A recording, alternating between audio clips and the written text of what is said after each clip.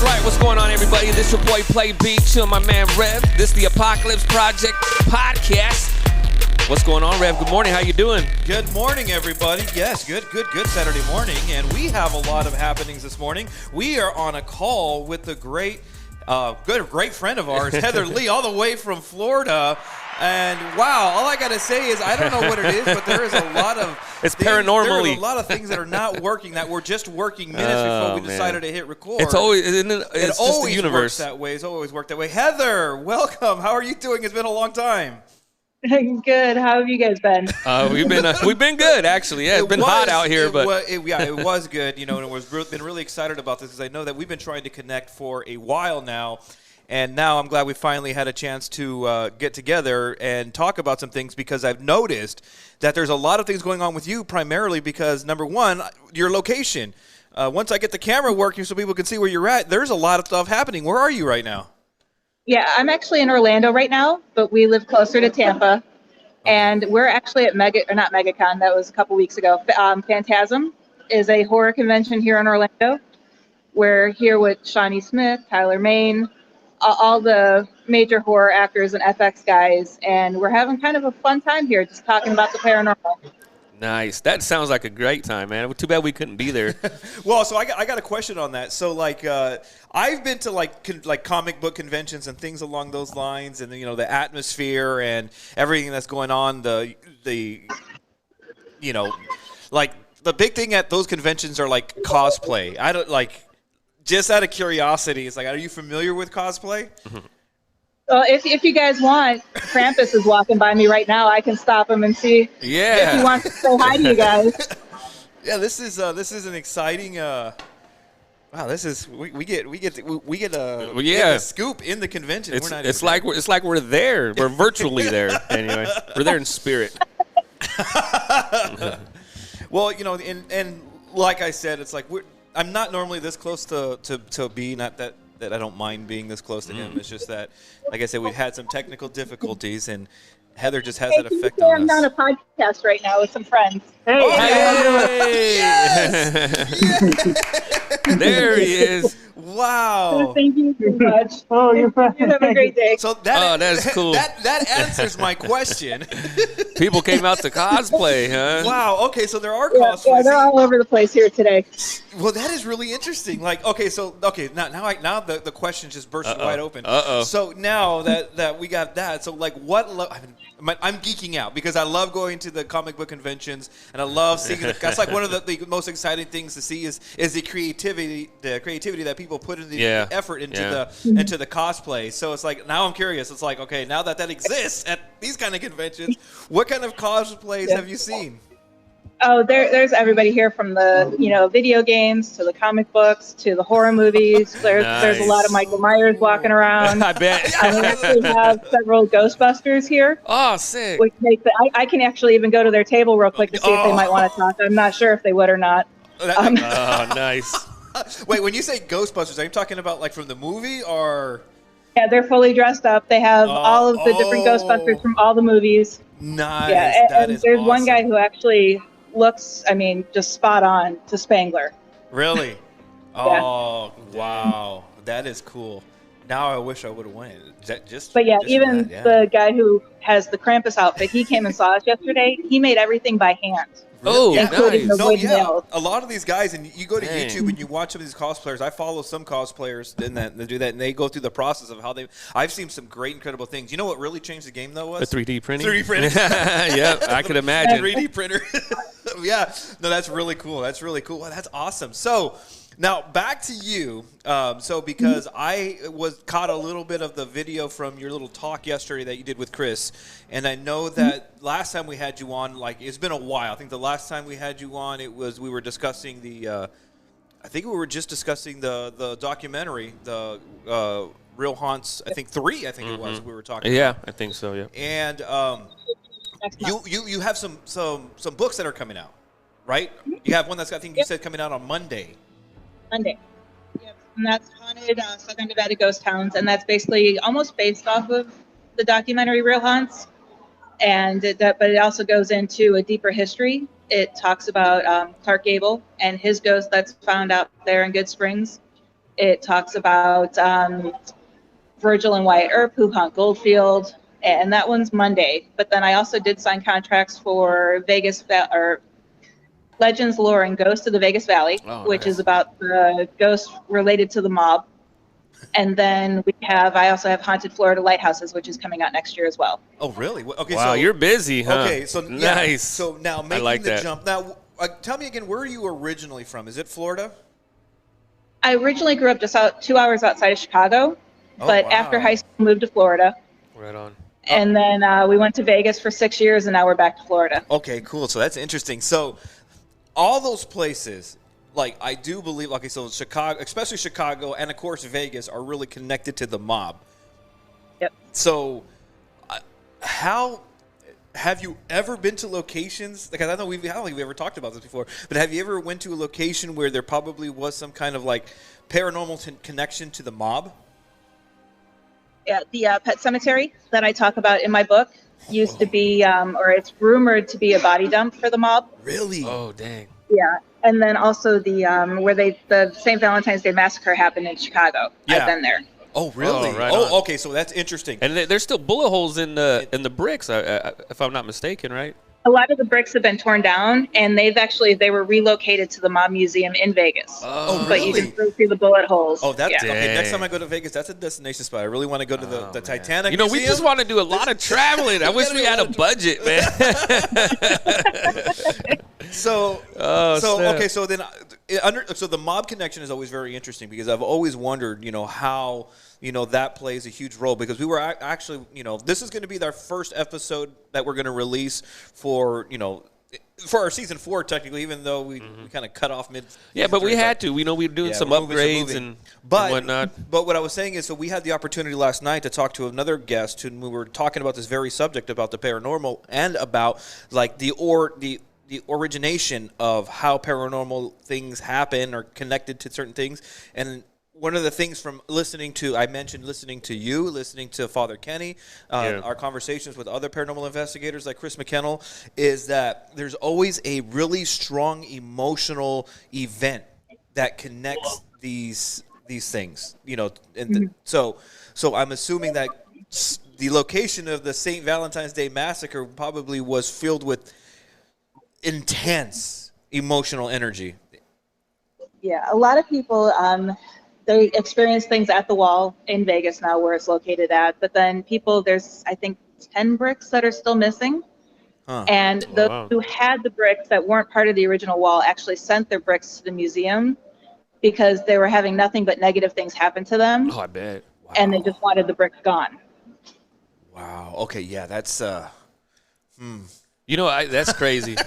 Well, even when I go somewhere to like a forest or like, we go hike in a river or something, I don't like to bring things back because you just never know, man. You know what I mean? Yeah. No, that is true. So, okay, so let's talk a little bit more about the mob now. So I know you're probably, even though you're not in Vegas anymore, I'm pretty sure you've probably heard about what's going on over at Lake Mead.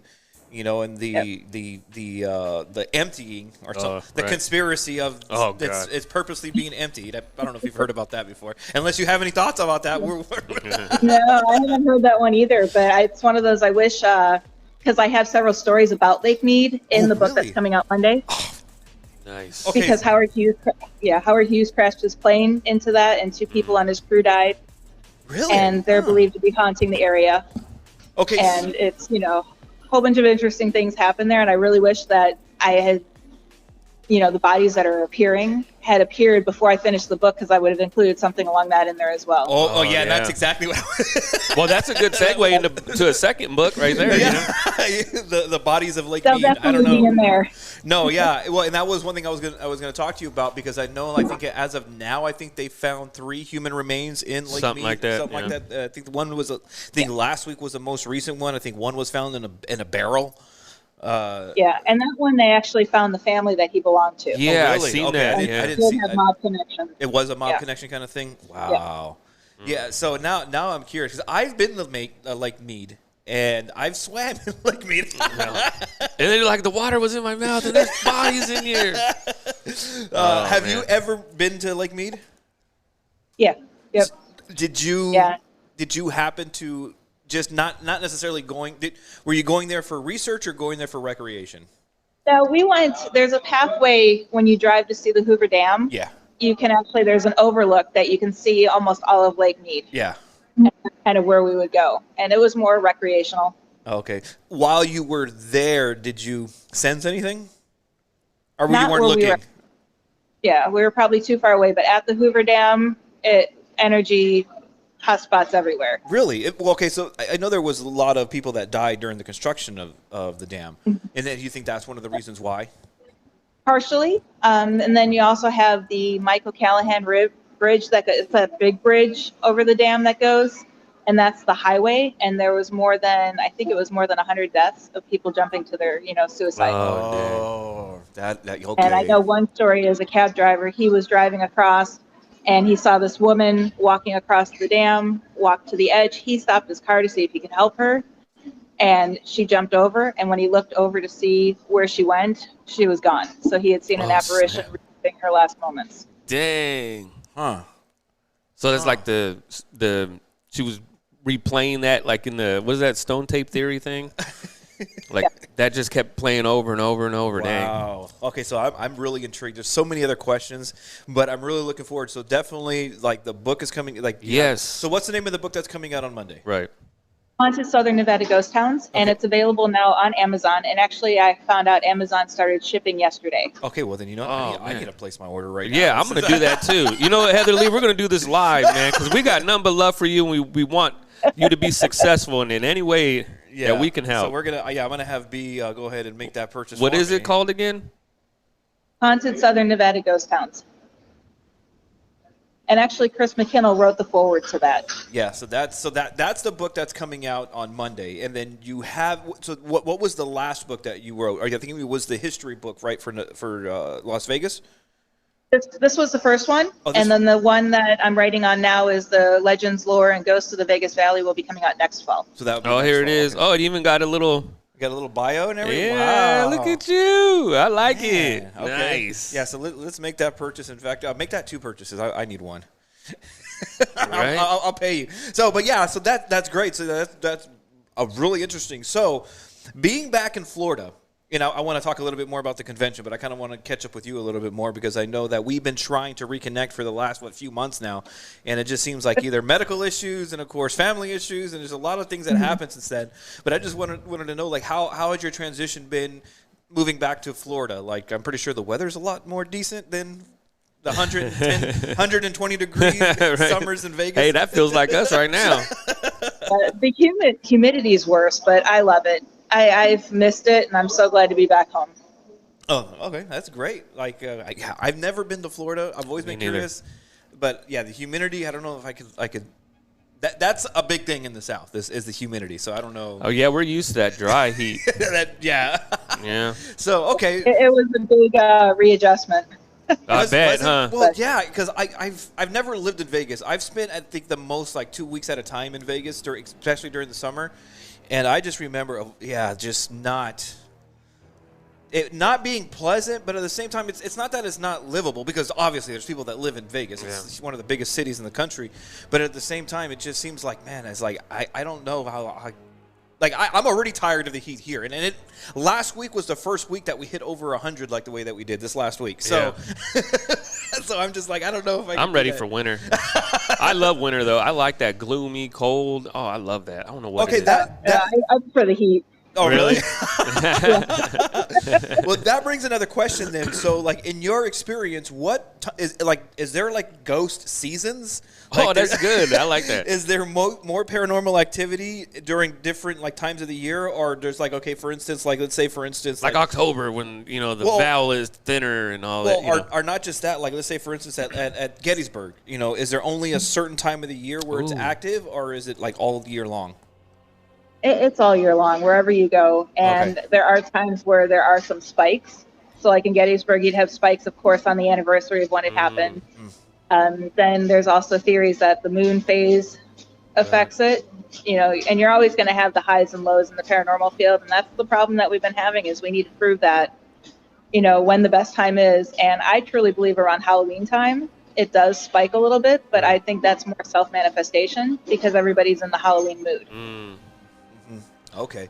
Yeah, that's really interesting. I've never really thought about that, but considering the fact that, you got different climates, different weathers, different seasons, I wonder if it works on the other plane. Well, it's an exciting time for paranormal research, especially now that it's more accepted, in academia. I mean, you got a lot of mainstream scientists trying to prove a lot of this stuff or disprove, but in the way that they try to disprove, they're actually proving a lot of this paranormal phenomena that it's actually happening is real. There's something there. There's something tangible. They just, they're having a hard time putting a name to it, if you will, because they don't want to, their colleagues might look at them weird if they're like, oh, it's paranormal. And like, so they come up with all these weird workarounds and stuff. So, but, to me, I think it's an exciting time. I mean, we're just as about this close to disclosure as we are with aliens, as we are with ghosts, I think. Personally, I think it's going to happen in the next couple of years. Do you think the CIA has files on paranormal stuff? Oh, yeah, for sure. Like ghosts? Yeah, dude, look at pre-World War II. I mean, and after, they've tried to use psychics and all this stuff. I mean, that's all considered paranormal, you know what I mean? That's true. So, Heather, talk a little bit more about, this convention. How long has it been going on, and is this your first time there? This is my first time here. It started Friday, and it goes through Sunday. I've actually been on, I'll be on by the time the weekend's over, 9 different panels. Oh, wow. Yesterday, I did a presentation on the ghost towns. We did our most horrific paranormal experiences on a panel, and then we did one to discuss the Warren Legacy Foundation. Today, we have The Conjuring, Real Stories from The Conjuring with Chris McKinnell and Joe Franke, who trained side by side. Actually, Joe Franke was pretty much handpicked by Lorraine Warren to be in this field. No, and then that's interesting that I'm sorry to cut you off, but I'm interesting you see that because I was actually researching a little bit some time ago about the Warrens because I wanted to know more about them after talking with you, talking with Father Kenny, talking with Chris McKenna. I'm like, I want to know as much. I mean, I had ancillary second-hand knowledge of them. You study the paranormal enough, you're gonna hear of the Warrens. Right. So I started coming across, and apparently there was a television show that they had. I think in the 80s or 90s that they did with what was his name? Joe, right? Yeah, Joe Franke. Yeah, Joe Franke. And it was really interesting. It was really good production, a lot of good information. In fact, one of the episodes I watched, they called out the police officer. And we should review that. We should actually watch that and review that because the history behind that is cool. That had to do with one of the hauntings that the police officer, they came and made an initial report, and then the police chief made him change it. Apparently. Oh wow! Really? Yeah, and they talked about that. And Ed was sitting on the table, pointing at the sitting at the chair, pointing at the camera. It's like, you did wrong. You need to come out and admit that what you to the police chief at the time. And it was just 20 or 15 or 20 years later, and I was just like, man, that was really interesting. But anyways, because you mentioned Joe, and I was like, I remember I watched him on your guys'. You had him on a few times, and I was like, he seems like an interesting character. And I randomly came across him hosting that show, and I'm like, oh, that's super cool. It was meant to be. Yeah.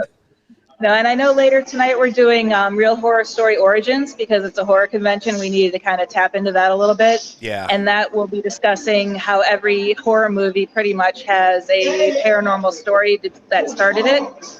Ooh, nice. And then tomorrow, Chris and I are doing a presentation on could Dracula really exist? Oh. Huh. Wow, that's really interesting.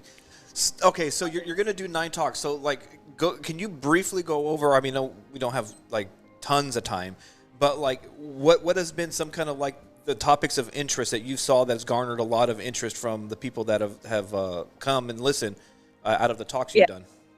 Most of the people want to know about our real experiences. They want to know our own personal horror stories, I guess you would say. So that's why we did the panel last night. And then the second thing is they want to know about the Warrens. Oh yeah, I bet so. Yeah. Okay, so that's interesting.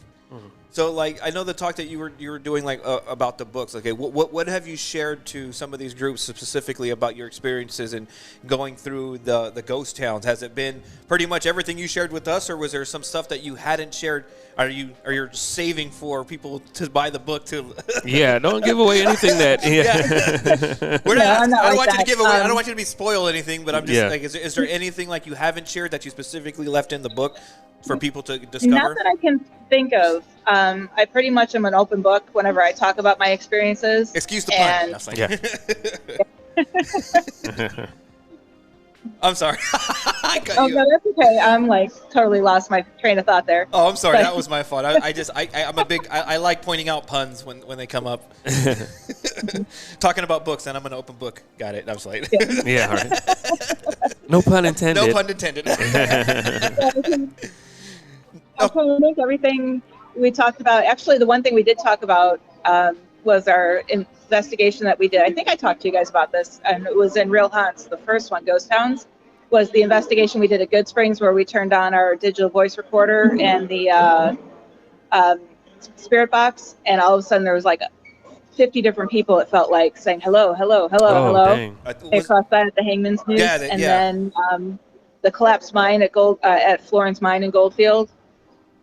And then I was quite impressed. My son actually got up and started talking about his investigation he did at a Confederate soldier's grave in Goldfield. Oh, dang. Oh, that's cool. And that's one thing, too. That's another topic that I've been excited to talk to you about, is because you're not just doing this on your own. This is a family affair. Which is pretty cool, man. That's awesome. It's a family business, and I would love in the future to have a sit down when it's more convenient for you guys to sit and talk about that, because I think that's pretty interesting, because it's like most of the time the kids don't want to do what the parents do. Yeah, I know, right? It's seen as uncool if the parents are doing it. Begged to go with when he first started. Oh, really? He was like, I want to go with you tonight. I'm like, well, you can't, because we were doing a residential. But then the next time we did an open investigation, we brought him with, and he fell in love with it. Really? Oh, that's cool. Great, yeah. Well, he's braver than me, because I'm scared of that stuff, man. Well, and that was one of the things that we were talking about. I was like, we have a good friend who is very close by in relation to where you are. But, Father Kenny, and it was just like, it'd be awesome to connect with him and either have him in the studio or have him walk through either in person at a location, or just a walk through how he does his thing. But whether or not I would actually do it is another question. Is another question. Oh man, I think I would. Back out in Vegas next spring on a book tour. You're going to go to Vegas? Yeah. Are you not coming to California, so we're going to be doing events in Goldfield as well as in Vegas. You're not coming to California, though? Oh, can you hear me? Can you hear me? Yeah, I can hear you. Oh, I'm sorry. Okay. So are you coming? But you're not coming to California? It's not on the plan yet, but you never know. Yet. Okay. Then all right. Well, if you don't, we'll have to get out there so you can sign our books.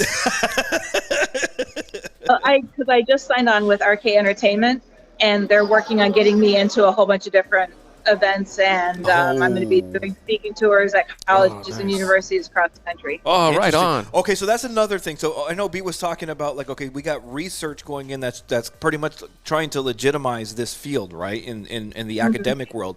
And the one thing that I found interesting too, as I was also looking into the Warrens a couple months ago, and one of the things that I came across was the fact that they were also doing lectures in actual universities.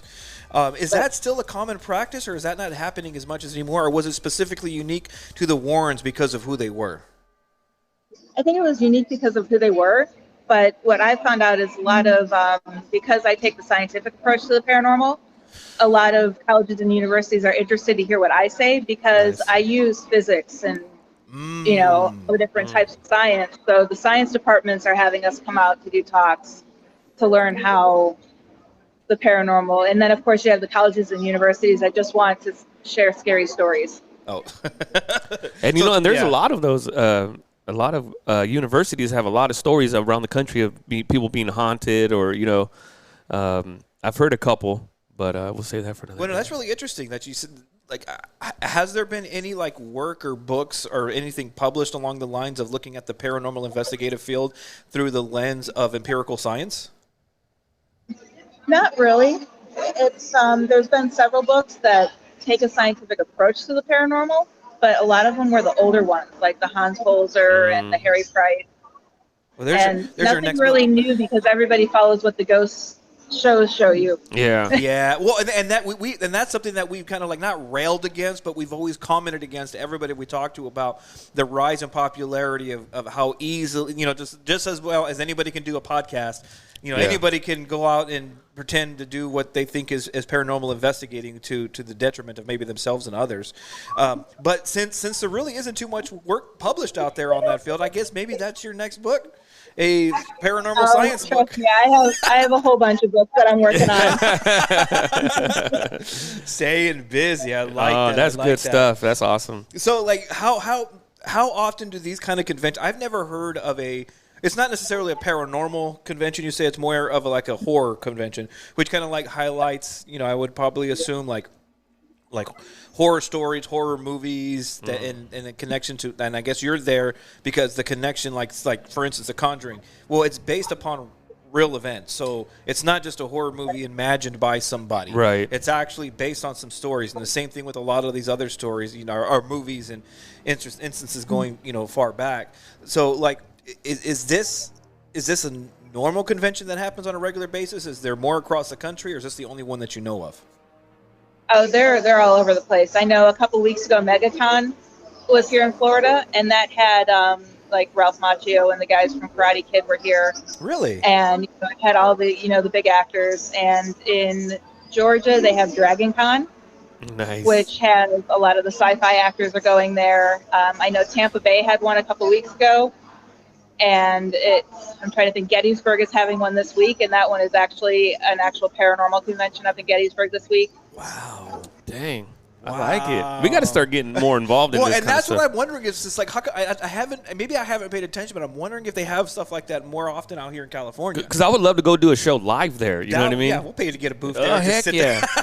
Walk around with a microphone. No, but that's what, like, even when you go to the comic book conventions too, I mean, that's what a lot of people do. They'll set up booths, they'll do shows, they'll do interviews, and it's a fun experience. I've seen it, and I've been wanting to do that, but I think with the paranormal thing, it's a little bit different because I think that's something that really hasn't been tapped in yet because I don't really know if there's too many of them. But like the sci-fi thing, that would be pretty interesting. The paranormal one would, and Gettysburg, that sounds like a really interesting show. I would love to get out to Gettysburg, man. That'd be, yeah, but if there's ever something like that out west, you definitely got to let us know so we can definitely try to make it out there so we can, especially if you're going to be there. And I know we say that all the time, but for sure we're going.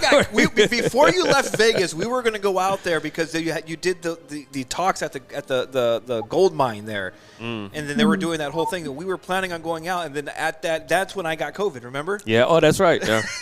So that's why we didn't go. It was the universe. Well, and that's another thing. So, Heatherly, your energy must be extremely strong. Now, speaking as our resident skeptic in the room, the force is strong with this one. Every time we have the pleasure of having you on, there is some kind of technical thing that happens.